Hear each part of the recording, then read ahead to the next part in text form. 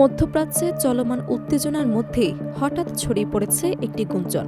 ইসরায়েলের প্রধানমন্ত্রী Benjamin Netanyahu নিহত হয়েছেন।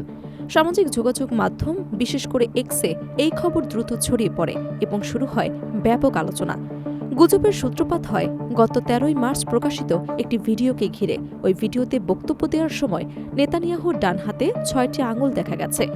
আবার কেউ কেউ বলেন, ভিডিওর পেছনের পর্দা নড়লেও জাতীয় পতাকা স্থির ছিল, যা দেখে অনেকেই ধারণা করেন ভিডিওটি কৃত্রিম প্রযুক্তি ব্যবহার করে তৈরি। এসব দাবির জেরে তার মৃত্যুর গুজব আরও ছড়িয়ে পড়ে। তবে ইসরায়েলের প্রধানমন্ত্রীর কার্যালয় দ্রুত এসব খবরকে ভুয়া বলে উড়িয়ে দেয়। তারা জানায় নেতানিয়াহু সুস্থ ও স্বাভাবিক আছেন এবং তার মৃত্যুর খবর সম্পূর্ণ ভিত্তিহীন।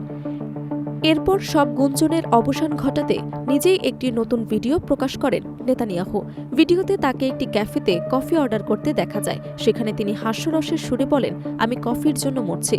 এরপর তিনি 2 হাত তুলে দেখান যে তার হাতে মোট 10টি আঙুলি রয়েছে। ভিডিওর শেষ অংশে তিনি ইসরায়েলের নাগরিকদের উদ্দেশ্যে শান্ত থাকার আহ্বান জানান এবং বলেন প্রয়োজনে সবাই যেন নিরাপদ আশ্রয়ের কাছাকাছি অবস্থান করেন।